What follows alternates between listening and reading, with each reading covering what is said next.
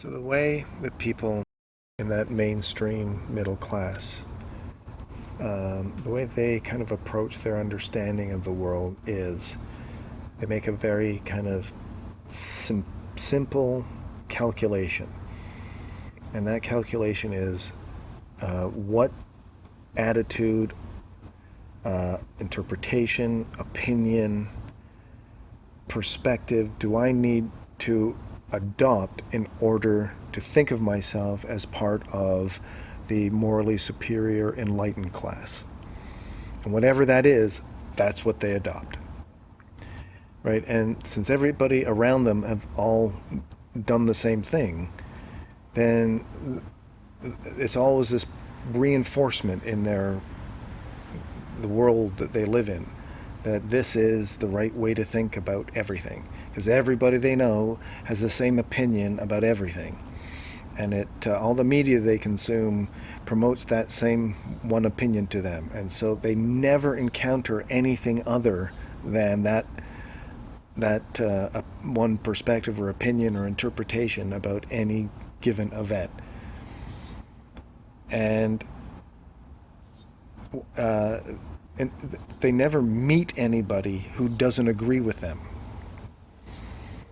And they never meet anybody who lets them know that they're not the morally excellent class. They're not wonderful people. And so they all walk around patting themselves on the back, telling themselves and each other, we're the good people. We're the people who know what's going on. And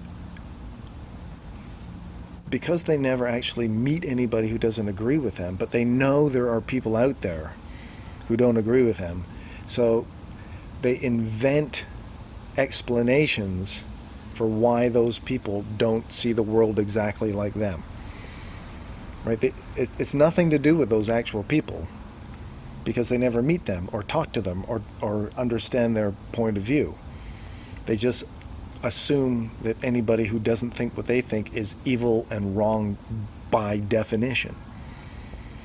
And so rather than finding out why some people don't agree with them, they just make up their own stories for why people don't agree with them. And shockingly, those explanations for why people don't agree with them tend to be very self-flattering and self-confirming.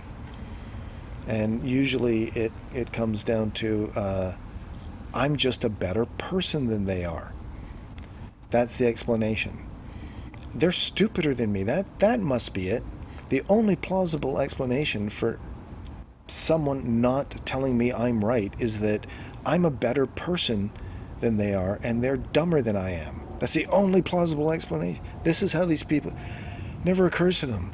And then the thing is, when you do confront them with an outside perspective, they don't know what to do, because nobody's ever said anything other than, you are great, you're brilliant. And so when they encounter someone who doesn't, they don't know what to do.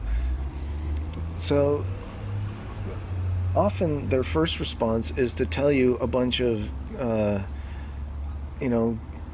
generic, banal cliches and like talking points and stuff, because in their head they're going, I guess this person somehow managed not to be exposed to this endless barrage of the same narrative and interpretation about everything. He somehow didn't hear what you're supposed to think about this stuff, so they tell you the stuff that the media has told them to believe. And when you still don't turn around and go, oh, now I get it, you're right and I'm wrong, they just get mad at you because they're frustrated.